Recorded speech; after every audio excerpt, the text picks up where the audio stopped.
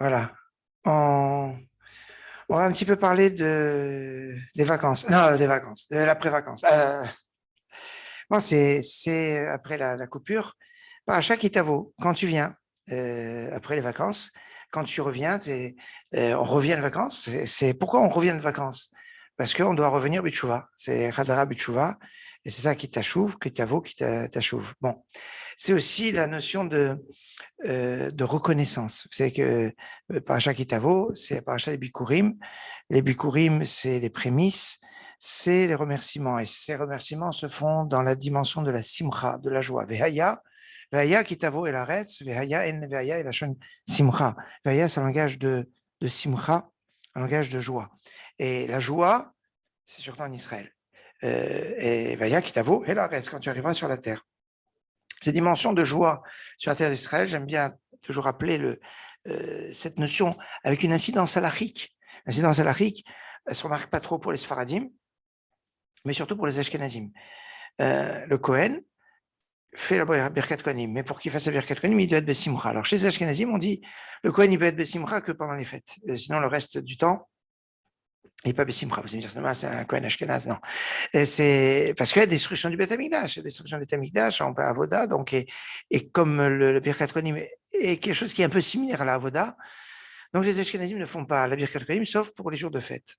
En Israël, même les Ashkenazim font Birkat Kohanim tous les jours. Pourquoi? Parce que c'est le lieu de la simcha, c'est le lieu de la joie. Et donc alors c'est intéressant parce que je vous ai fait la connexion de la simcha grâce à la bracha. Et la bracha, c'est l'autre thème fondamental qu'est ma paracha Kitavo, puisqu'il y a les brachot et les klalot, les brachot et les tochachot.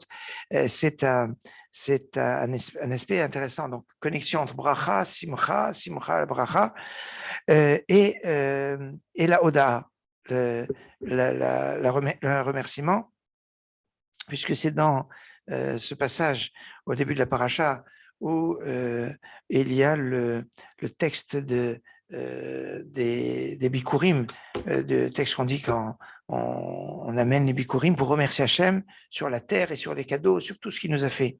Et cette notion de Higad et Yayom, j'ai raconté à Rami, Oved David, etc., c'est la base de la Haggadah. Tiens, on est bientôt à Rosh Hashanah et on a une connexion pour nous rappeler la Haggadah, puisque le soir de Pessah, la Haggadah, fondamentalement, le principe de la Haggadah est basé sur 4 versets, les 4 versets qui sont justement dans notre paracha, et qui sont en Bikurim qui sont liés à Shavuot. Or, on relie Pessah à Shavuot, on boit 4 verres de vin le soir de Pessah, mais le 4e verre correspond au verbe de la libération de la quartier Tremiram, je vous prendrai comme peuple, qui est à Shavuot. Donc, la connexion Pessah-Shavuot à travers le Homer et à travers le 4e vers est quelque chose de fort. Et maintenant, on a dans la paracha Kitavo qui parle des Bikurim, les prémices qui étaient amenées à partir de Shavuot et pendant toute cette période dans ce lien. Et c'est la notion donc, qui nous relie maintenant, donc la Haggadah avec la soirée de Pessah, qui est la soirée du remerciement à Hachem. Et oui, puisque, comment on appelle la soirée de Pessah? Pessah, c'est le nom d'un korban, le nom d'un sacrifice. Et ce sacrifice, c'est un korban toda, c'est un sacrifice de remerciement à Hachem. Et c'est pour ça qu'il y a la question du petit du enfant, Manishtana Lailazé, pourquoi cette nuit était différente de toutes les autres nuits, où habituellement on mange matzah ou maror, et Lailazé kolo matzah. Habituellement, pardon, matzah, hametz ou matzah, excusez-moi. Habituellement, on prend hametz ou matzah, là, Lailazé kolo matzah. C'est pas l'histoire, elle est que tous les soirs on mange chametz ou matzah. Tous les soirs on mange que du chametz, on mange pas de la matzah. Non, l'enfant il dit on a un korban toda, un korban de remerciement, c'est ça le sens du korban Pessah. Or, korban toda est amené habituellement avec 40 pains, 30 sont de la matzah et 10 sont chametz. Et il dit voilà, c'est un korban Pessah, korban Pessah c'est un korban toda, donc il nous manque les 10 pains chametz. Où ils sont les 10 pains chametz? C'est ça la question du petit, parce que c'est un korban toda et un korban de remerciement. Et comment je vais avoir conscience de cette dimension de la toda, du remerciement? En reliant les choses. Quand je me rends compte que tout est relié et combien Hachem, des fois il arrive quelque chose, on se rend compte du chesed d'Hachem, de la bonté d'Hachem, quand on voit les ramifications et comment, ça s'est arrivé comme ça, et puis, j'étais là, mais ça m'a permis de, Et donc, quand on va relier les choses, eh bien, on va se rendre compte d'une cohérence. Relier les choses, c'est la Haggadah. Les Hagid, guide, c'est un air, hein, c'est comme la société Eged, ce qui a la société Eged qui relie les villes en Israël, c'est ça le guide. Alors, ça, c'était l'aspect. Mais j'aimerais rentrer sur une petite réflexion. Paracha Kitavo, la paracha de semaine dernière, c'était Kitetse. Kitetse, Kitavo. Kitetse quand tu sors, Kitavo quand tu viens. Ah, qui, Tetse, Tavo. Est-ce que c'est l'ordre? Oui, dans le Tehillim 121, verset 8, il y a marqué Hachem Ishmor Tsetecha Uvoecha Be'atav. Dieu va garder ta sortie et ton entrée de tout le temps. Donc, on a d'abord la sortie et après, on a l'entrée. On va. Alors, pourquoi d'abord la sortie et après l'entrée? Eh bien, parce qu'il y a marqué Sourmera va asetov, éloigne-toi du mal et fais le bien. Kitetse, c'est la guerre, c'est la fin Kitetse, c'est la guerre contre Amalek notamment. Mais c'est aussi au début la Yefat Toar, une réflexion qui m'a été proposée par un de mes élèves, qui je trouvais sympathique, Shmuel s'appelle, qui est que pourquoi il y a la succession Yefat Toar et puis après il y a le Mamzer. On dit le Mamzer, pas le Mamzer, le Ben Sorer ou Moré, excusez-moi. Ben Sorer ou Moré, l'enfant rebelle. On dit l'enfant rebelle n'est jamais arrivé. Ben, c'est jamais arrivé, pourquoi on nous en parle? Et en fait, c'est dissuasif. C'est de dire, regarde, si il y a le mariage avec les Fattoirs, avec la belle captive, il peut avoir le Ben Sorer ou Moré. Et donc, le Ben Sorer ou Moré aurait un effet, on va dire, dissuasif par rapport à Yefattoar. Donc, tout ça, c'est des choses, il faut s'éloigner. Donc, Sourmera, et là, tu as du mal. Bah, c'est top, fais le bien. C'est quoi, fais le bien? Eh bien, c'est amène les bikurim, amène les prémices, remercie Hachem. Et ça, c'est cette dimension de Asetov. Je reprends un petit peu cet aspect de Kitetse, Kitavo, et remarquez que il peut avoir un rapprochement entre ces deux parachutes. Donc, on a relié Kitetse et Kitavo, donc Kitavo cette semaine, Kitetse la semaine dernière. Et maintenant, je vais les connecter avec des autres parachutes, avec des raisons qui vont avoir un sens. Regardez, c'est sympathique. Kitetse, la particularité de Kitetse, c'est connu, c'est une paracha qui a beaucoup de mitzvot. 74 mitzvot, 74 c'est Aed, Da, sache, et tu es un témoin. Et c'est ce qu'on retrouve dans le schéma Israël, le grand Aïn, le grand Dalet, connu. Mais ce qui est un peu moins connu, c'est que la paracha Kitetse, qui est donc le record absolu de toutes les mitzvot, c'est aussi la paracha qui est la plus morcelée, entre guillemets. 44 parachiotes, c'est-à-dire 44 paragraphes. Et dans les 44 paragraphes, il y en a 42 qui sont des parachiotes stumot, c'est-à-dire des parachiotes fermés, où le Sofer a laissé la place de 9 lettres et a continué le texte dans la suite. Hein. On peut le voir.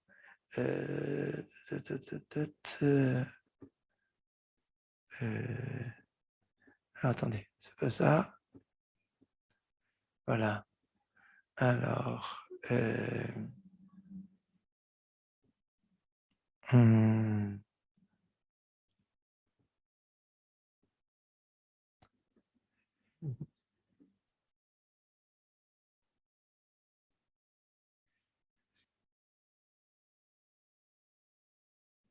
alors,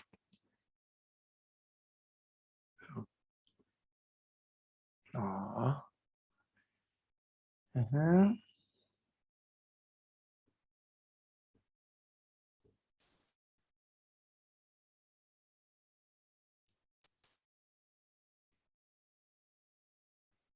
Ah voilà. Je prends un.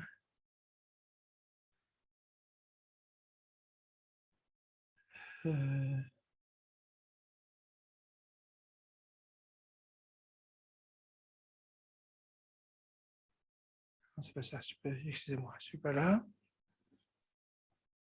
Voilà, voilà, on y arrive. Ah oui, en fait, j'étais à côté. Regardez cette paracha qui Kitetse. Regardez ici, vous avez un petit samer. C'est-à-dire que c'est une paracha Stouma. Ça continue Kitiyena. Il n'y a que deux parachutes Turot. Petit samer, paracha Stouma. Stouma. Donc encore Mais là, Stuma, après Parasha Stuma, ici, sa mère. Parasha Stuma, Stuma. Vous voyez, Ptura, enfin. Ici, là, quand on arrive au Kansipor, c'est ouvert. Mais après, c'est Touma, sa mère. C'est Touma. Donc ici, vous avez une présentation, vous avez chaque verset va à la ligne. Mais dans le Sefer Torah, c'est quand vous avez un sa mère, ça continue sur la même ligne et il continue en laissant passer l'espace de 9 lettres. Quand c'est une paracha Touma, ça veut dire qu'il y a un lien. Alors, quel est le lien? Quel est l'ordre des mitzvot d'un paracha Kitetse? C'est pas évident. Mais ce que je remarque, c'est que le début de la paracha Kitetse est quand tu sortiras en guerre. Certainement, sortir, c'est sortir d'Israël. Alors, c'est vrai qu'il peut y avoir une guerre en Israël, mais alors c'est vrai que le Yefat Toar, normalement, ça peut être en dehors d'Israël. Sauf que ça peut exister en Israël si c'est des Avadim, des Cananéens qui se trouvaient en Eretz d'Israël. Bon, c'est peut-être un peu technique, je ne vais pas trop rentrer dans le détail, mais normalement, Kitetse, et la fin de Parashat Kitetse, c'est quand tu es en Eretz Israël et tu fais la guerre contre Amalek. Quand on arrive à la fin de Kitetse, il y a tous les Samers, Parashat Stuma, Stuma, Stuma, Stuma. Et quand on arrive, Veaya, vous voyez, ce qui t'avo, juste avant, Veaya qui, Veania Hashem Loker, Mekol Uvecham Isaviv, Baaretz, Asher, Baaretz, Asher Hashem Loker, Noten Lecha Nachala, dans la terre que Dieu te donne en héritage. C'est lié à la terre d'Israël. C'est très intéressant cet aspect-là, parce que vous avez notre paracha, où il y a le mot Tse, c'est Parashat Vayetse, qui est dans le livre de Bereshit. Parashat Vayetse, Yaakov sort d'Égypte. Sort d'Eretz Israël pour aller chez Lavan, à Haran, et il revient après à la fin de la paracha. Et toute cette paracha, Vayetse, à l'opposé de la paracha Kitetse, est en un seul bloc et une seule paracha. C'est une seule paracha, Stuma, elle était complètement fermée. Alors c'est intéressant parce que c'est sorti d'Eretz Israël pour rentrer en Israël. Vayetse, ici, c'est sorti pour être en Eretz Israël, et Vayetse, Kitetse. On retrouve le même principe avec Kitavo et Bo. La paracha Kitavo, c'est une paracha où il y a 6 mitzvot, mais dans ces 6 mitzvot, en fait, paracha Kitavo, c'est quelque part la fin de la Torah. Donc, vous allez me dire, mais non, il y a encore Nitzavim, Vayeler, Hazinu, mais c'est pas tout à fait exactement la chose, parce que la suite, il reste 2 mitzvot après paracha Kitavo, c'est la mitzvah de Hakel, à la sortie de la de la 7e année, et l'écriture de Sefer Torah.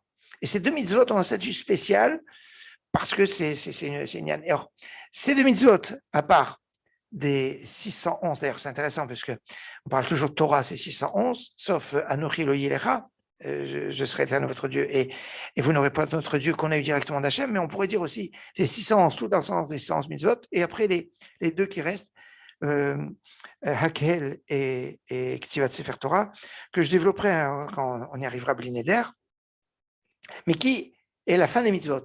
Alors que vous avez une autre paracha Kitavo, qui avec Bo, c'est parachat Bo, dans le livre de Shemot, et parachat Bo, eh bien, il y a 20 mitzvot, et c'est le début des mitzvot, enfin, quelque part, le début des mitzvot ordonnés aux enfants d'Israël en tant que peuple, comme le premier Rashi de la Torah va faire remarquer. Le premier Rashi de la Torah va dire, la Torah aurait dû commencer par Chodesh Hazelachem, parce que c'est la première mitzvah ordonnée aux enfants d'Israël en tant que peuple.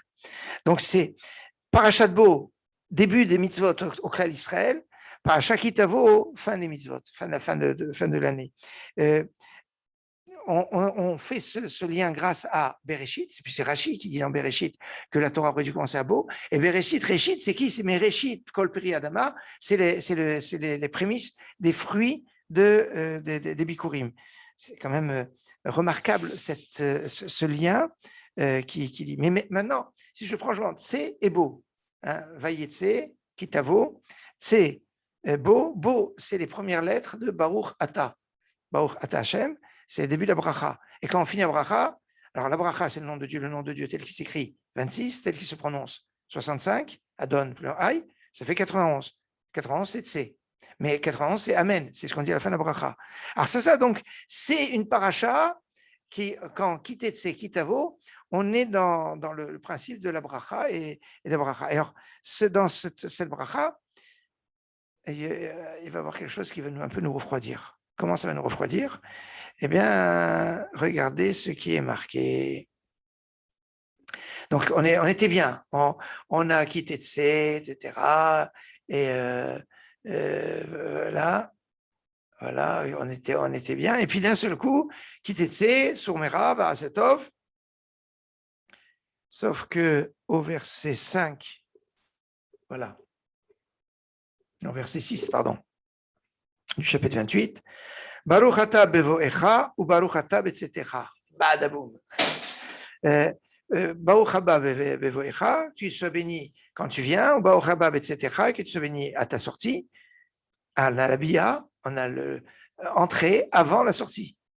C'est le contraire. D'abord, on a dit baruch ata betzetecha ou baruch ata bevoecha.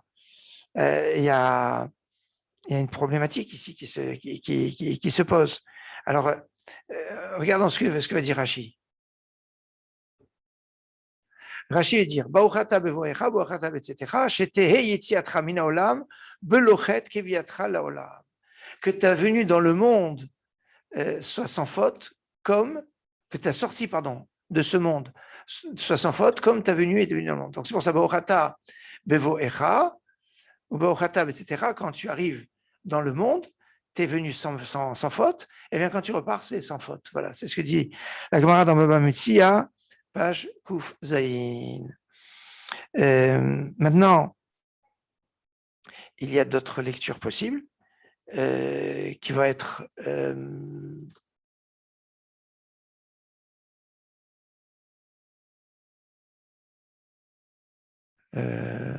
non, je n'ai pas ici le texte. Dans les autres lectures possibles de Bauchata Bevoecha ou Bauchata, etc., que tu sois béni quand tu viens, c'est que tu ne vas pas trouver ta femme, tu arrives de voyage et tu ne vas pas trouver ta femme dans un Safek Nida. Tu viens de voyage et donc c'est ça, tu ne vas pas la trouver dans un Safek Nida. Safek Nida, c'est pas Nida, c'est Safek, c'est gênant.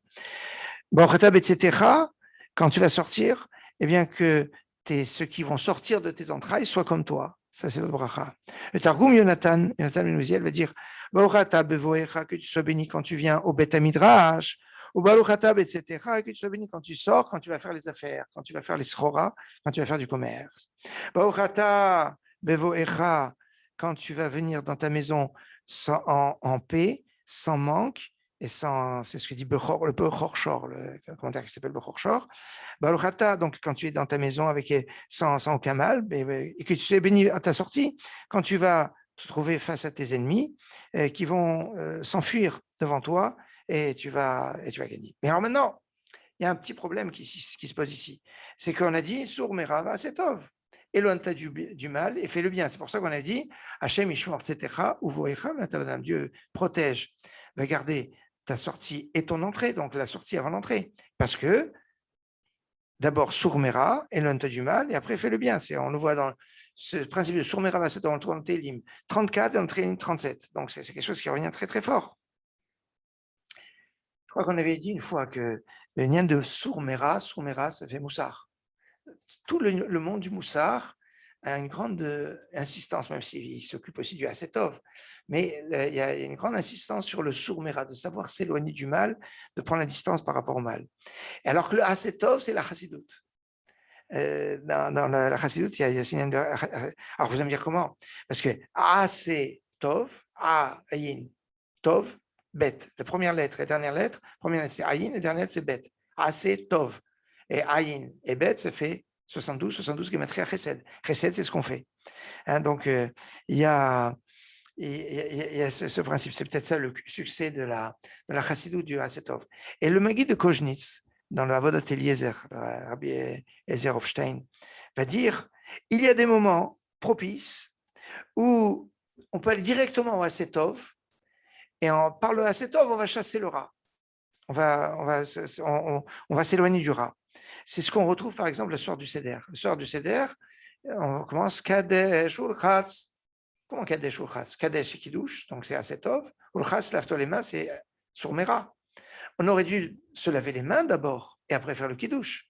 Pourquoi on commence Kadesh et après Ulchatz? Parce que comme c'est un moment spécial, propice, eh bien on peut commencer par le Hasetov. Et alors, comment on peut des fois attirer le Asetov, le propice, alors qu'il y a le din. C'est la problématique de Rosh Hashanah. Rosh Hashanah, c'est Yom Hadin, c'est le jour du jugement. Comment on peut attirer le Rahamim le jour de ce jour-là? Alors, il y a le principe qui va être par la Oda'a, par le fait de remercier Akadosh Baruch Hu. Et c'est pour ça le Birkat Agomel, les Chayavim Tovot, chez Gemali Kol Tov. Agomel, Chassadim, Dieu va nous faire du Gomel et Chayavim à ceux qui étaient Chayav. Tu te donnes du Gomel et tu fais du bien. C'est intéressant parce que ça, c'est le début de l'année. Et le début de l'année, c'est quoi? C'est le début de l'alphabet, c'est le Aleph. Et le Aleph, si je l'écris en toutes lettres, Aleph, la mettre P, Aleph, c'est 1, la mettre 30, P, c'est 80, ça fait 111. 111, c'est le Aleph. Le psaume 111, c'est Ode Hashem bechol levav, Besod Yesharim ve'aida, c'est les remerciements d'Hachem suivant l'alphabet. Ode Hashem bechol levav. Et donc, le principe fondamental, c'est de ne pas être kafouï tova, c'est ce que l'on dit dans la paracha de Kitavo, de ne pas être ingrat. Parce que celui qui est ingrat, il ressemble à Amalek. Comment ingrat Amalek? Amalek, c'est l'ingratitude par excellence. En effet, quand Yaakov s'était enfui de chez Esav, Eliphaz le poursuit, et quand il arrive, Eliphaz, qui va être le père d'Amalek, et il attrape Yaakov et il dit, il faut que je te tue par... mon père m'a demandé de te tuer. Mais il était un peu embêté parce que Yaakov, c'était un peu son rave aussi. Alors, un peu gênant de tuer son rave. Et alors, Yaakov lui dit, écoute, tu veux me tuer, okay, si tu veux. Mais sache qu'il y a un truc. C'est quoi le truc? Dieu a annoncé à Abraham, ton grand-père, que sa descendance sera en exil pendant 400 ans, en exil. Alors, il y a un shtarchov, il y a une sorte de dette à payer de cet exil qu'on doit, de cet asservissement qu'on doit faire en Égypte, ou il ne sait peut-être pas jusqu'à quand. Enfin, il y a ce shtarchov. Et il dit, bon voilà, si tu veux payer ce shtarchov, si tu me tues, eh bien, tu seras obligé de le payer, ce shtarchov. Ta descendance sera en exil. Ah, non, Eliphaz, il a dit, moi, je ne veux pas ça. Il dit, bon, alors, tu sais ce que tu vas faire, tu vas aller en Égypte. Et c'est comme ça, quand les bénis Israël sortent d'Égypte, où le shtarchov a été payé. Alors, normalement, Amalek, il devrait dire merci, tu as payé le shtarchov, tu as vécu l'asservissement à notre place, merci. Et non, au lieu d'être reconnaissant, il est ingrat, d'une ingratitude caractéristique. Et c'est pour ça que la paracha de Amalek, elle est juste avant Kitavo. Parce que Amalek, c'est l'ingrat par excellence. Kitavo, c'est la reconnaissance par excellence. Et ça, c'est ce point qui est important de remerciement. La notion de remerciement, remarquez que quand on dit Toda, merci, l'équivalent numérique de Toda, c'est 415. Maintenant, le remerciement, on le fait aussi à travers les 100 brachot qu'on doit faire chaque jour. Bon, il y a des demandes, mais d'une façon générale, les brachot, c'est pour remercier Hachem. 100 brachot, 100 et 415, ça fait 515, c'est le nombre de prières de Moshe Rabbeinu, les fameuses 515 filotes. Or, 100, c'est le remerciement, c'est aussi le psaume 100. Mismor le Toda, le psaume de remerciement, c'est le psaume c'est le psaume 100 et qui a cette force. Oui, Elan. J'ai une question en fait sur le mot Toda justement. Oui. Étant donné qu'en fait, c'est la première lettre, c'est la dernière lettre de l'alphabet, la première lettre du mot Toda. Oui. Donc je me suis dit, c'est comme si quelque part, est-ce que c'est pas comme si c'est pour remercier du tout, en fait, quelque part? Oui. Sauf Maaseh Marshava Techila. Ce qu'on a à la fin, en fait, il est prévu depuis le début. Alors, la base de Toda, c'est Oda'a, c'est Odé, c'est avec He. Mais elle est construite sur le mot Toda, de remerciement, comme Tefila. Hein, comme ça, donc c'est une construction du mot, mais évidemment ça a une perspective d'englober tout jusqu'à la dernière lettre de l'alphabet. Merci beaucoup, merci beaucoup. Et donc ce principe-là, c'est le principe qu'on trouve dans le fait d'être Yehudi. Yehudi, ça vient de Yehuda. Yehuda, c'est Léa. Elle dit, pas modé Hachem. Maintenant, je vais remercier Hachem. Remercier Hachem parce que Dieu me donne au-delà de ce qui... Et c'est pour ça qu'on commence la journée avec la Oda, Modéani et Fanecha. Et quand on a cette notion de Oda'a, on a aussi la notion de reconnaissance et la reconnaissance aussi de ce qu'on n'aurait pas dû faire. Dans Odé, il y a aussi la notion de vidouille. C'est lié tout ça. D'ailleurs, on nous dit dans Gemara Shabbat que le vendredi soir, quand on dit Vaïchoulou, alors Vaïchoulou Hashem Yivarez Vechol Tsevam, il y a deux anges qui nous mettaient la main sur la tête et ils nous disent Sarah Avonecha Vechatatra Techupar. Ta faute s'est éloignée et ton péché sera pardonné. Comment c'est pardonné quand on est pardonné, donc tous les vendredis soirs, c'est pas mal. Hein, on a un mini kippour tous les vendredis soirs. Mais comment on peut être pardonné sans teshuva? C'est pas magique. On peut pas être pardonné s'il n'y a pas une teshuva. Comment il y a teshuva? Mais c'est quoi la teshuva? Ça, c'est un gros problème. Comment fonctionne la teshuva? D'après le Rambam, la teshuva, elle est liée avec la mitzvah du vidouille.